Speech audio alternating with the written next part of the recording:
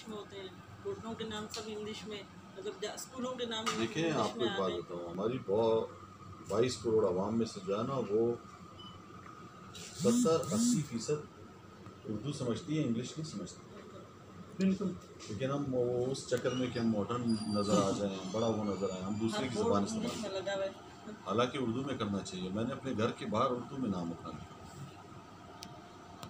मैं तो कहता हूँ पश्तो में लिखो, बरावी में लिखो, बलूची में लिखो, अपनी ज़बान में। वो भी लिखे। क्या ख्याल है? जी बिल्कुल, हमारी ज़बानें हैं सारी, खूबसूरत ज़बानें हैं।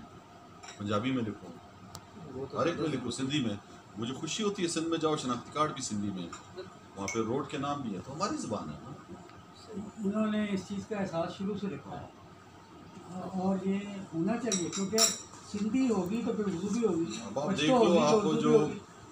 पंजाब है, वो हमारा वाला पंजाब उर्दू अरबी रस्मुल ख़त में पंजाबी लिखता है, वो वाला जो है ना वो दूसरे में लिखता है। गुरमुखी में लिखते हैं। दोनों पंजाबी एक दूसरे का जो है लिटरेचर ही नहीं पढ़ सकते। हाँ हाँ, ज़बान एक है, बोलते हैं कि लिटरेचर नहीं पढ़ सकते। हिंदी का भी है ना, हिंदी और उर्दू भी तकरीबन मिलती जुलती हैं, लेकिन आईडी कार्ड नहीं पढ़ा जाता होता, नहीं, पता ही नहीं होता हमें। आईडी कार्ड पे क्या लिखा